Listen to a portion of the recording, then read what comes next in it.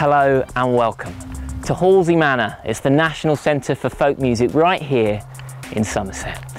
My name's Sam Bonham from BBC Introducing in the West. We support unsigned, undiscovered and under the radar musicians, and that is exactly what we're doing right here at Halsway Manor this weekend. Welcome to the Folk Residential with BBC Introducing. We've brought with us a load of musicians. We've got Hattie Briggs, she's from Gloucestershire. We've got Natalie Holmes, she's from Bristol, just finished studying music at Leeds. We've got George Wilding, he's from Wiltshire, lives in Almondsbury in fact. And then we've got Sharon Martin, she's from just down the road, just recently playing an open mic night actually at a pub just locally. And Ange Hardy, also from Somerset. She's an artist who travels around these counties as well, playing a lot of music. This is going to be a wonderful weekend, full of songwriting, full of performance, full of a bunch of musicians growing up and getting on. Waiting for our artists were a series of tasks set by the music leaders at the Manor.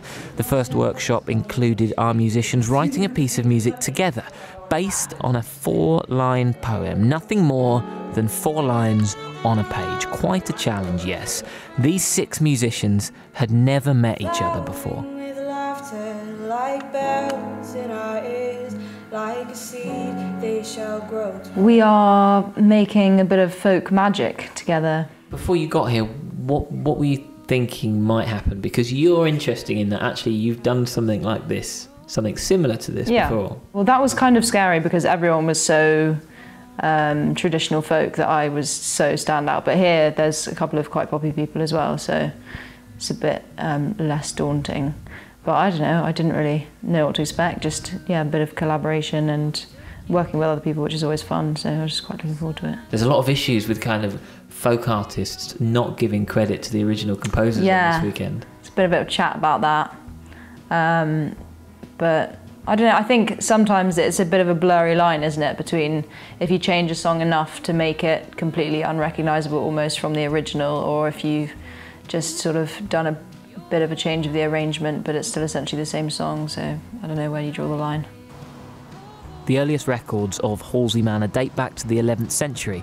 Set in the glorious Quantock Hills, the charity, as it is now, is there to promote and support the practice of the traditional folk arts, especially those in England. It includes dance, music, song, folklore, storytelling, arts and crafts. Will Lang was the man behind our weekend at Halsway Manor. He's been there for quite a while. Just shy of 30 years, I think probably 29 years now. Which is, in fact, actually how old I am. So, yeah, all my life. And, of course, you started off as a musician and have kind of developed into other things at Halsway. Yeah, I was a touring musician for quite a few years, and now I take care of a lot of the youth music development. So that's from people who are 12, 13 years old in secondary schools in the locality, all the way through to BBC introducing artists in their 20s emerging. And I think the main things that I'd like them to take away are a presence of thought in terms of where their music comes from and how they can connect with people. Because a lot of songs at the moment, they're very poetic based, but they're very inward looking as well. You know, for us and for folk music, it's talking about folk, you know, the people. So it's really nice to think about how people fit into a community and how that works wider in the arts and how that works in song and music and connecting people. So here at Halsway Manor, they run a series of workshops in performance, in songwriting, and even in things like how to look after your voice, how to look after yourself as a musician, both for folk artists and other artists as well. And one of the things that they've done this morning is that they've given our musicians 4 lines from a traditional folk song, and they've asked them to write a full-length version, a full-length tune, their own instruments, their own voices, their own arrangement, their own lyrics. In fact, they've all written a verse themselves, and they're coming together right now up at Halsway Manor. I think it's been a bit of a challenge. It's not too new an experience of me to be working with others because I've just finished uni on a music course and I was working with others all the time. But it is different working with others who aren't really necessarily into pop music. There's a real variety of like interests and genres, and I've done a few, like literally a couple of kind of traditional folk songs before that I've kind of covered and made my own, but it is really interesting working with actual folk musicians on the folk songs. as well as other people like me, kind of. And the line from the song that you were writing earlier this morning was your line, but you said it kind of came out of nowhere, and it's not usually the kind of line that you might write. Yeah, I thought in my head, I was for ages thinking, I really, really want to at least suggest this line because I don't want it to like not get used at all. And the line was a fine young gentleman, and it's something quite kind of oldie sounding that I never would have thought to use before. But yeah, it was just like in my head, and I just had to say it, and then it ended up fitting quite nicely. It was obvious that the musicians were taking a lot away from their time at Halsway Manor, developing their songwriting and their playing techniques on their various different instruments. They were learning about folk music and the folk arts in England, but also in Somerset in particular. For others, the weekend away was just a time to get away from their mum and dad. They shared experiences as musicians on the road and in the studio. They were receiving advice, careers development in the music industry, and we'll come back to that again in just a moment. For Sharon Martin, the BBC Introducing in the West Folk Residential Weekend was a chance to meet new people, other musicians.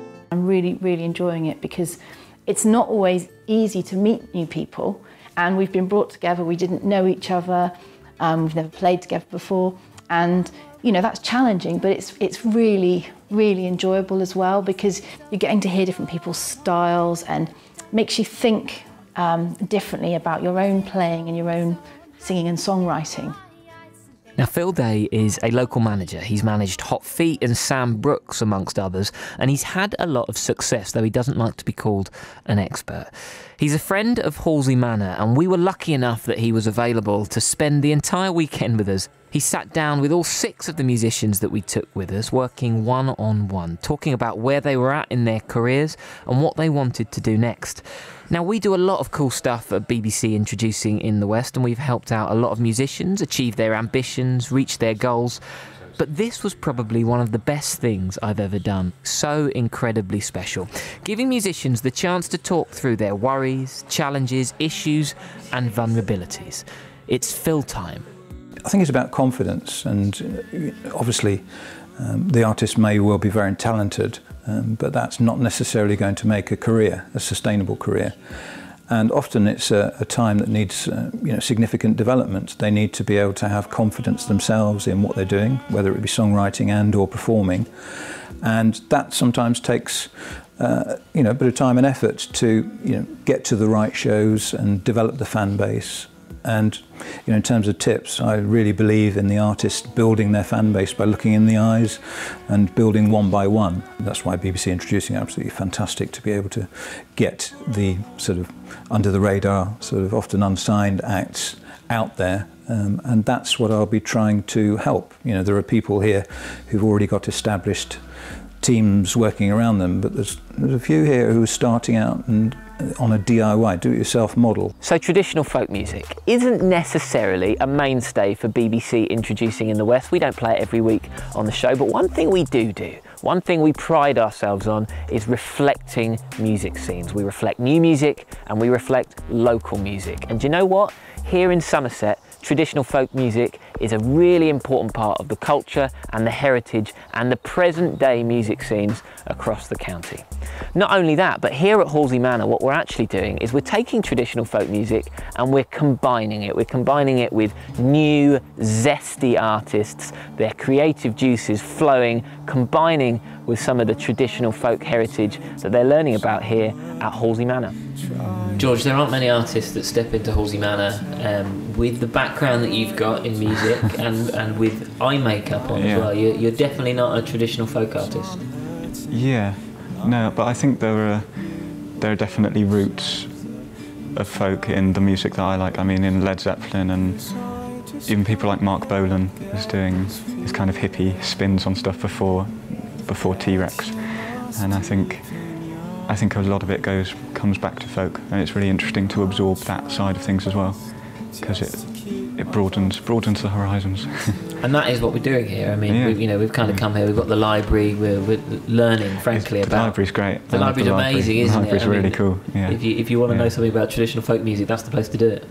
Yeah, definitely. I mean, did they say the second biggest collection of books and records, which is pretty cool to have that at your fingertips. You're watching their music, you're listening to them very carefully, and then actually you comment on them quite a lot as well, more so I think than some of the other artists that are here. Yeah, well, it's always a great feeling when someone says something to me, and also, I mean, that's the reason I love going to open mics and doing stuff like this, because you do learn most from, I think, taking your own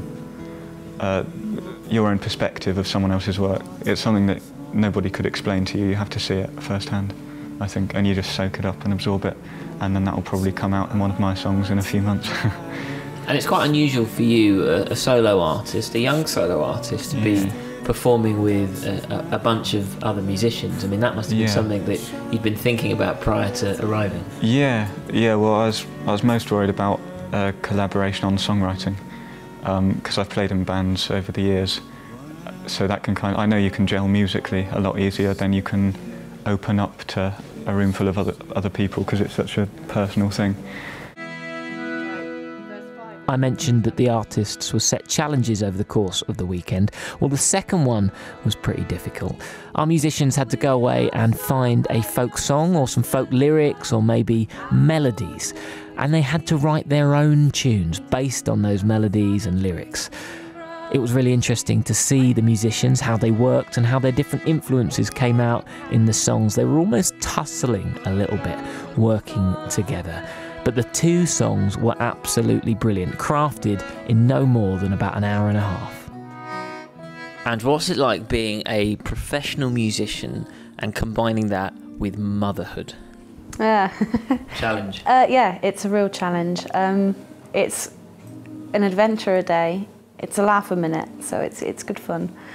But it's non-stop, so it's crazy. I had a gig a while ago where we decided to take the children, and I had to usher the 3-year-old with my guitar and my music stand on the other side of him down a hallway to the main stage, and kind of stood there holding him whilst my husband set up the music, and then he came off stage, we swapped the children for the guitar, and I got on stage and sang, and then, so we quite often do that. Pass the child. Pass the child, yeah.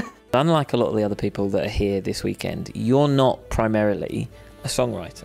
No, not lyrics anyway. I do a lot of like composing tunes, but in this sort of situation, when you are working with, well, everyone else here is a singer-songwriter, except for Will maybe.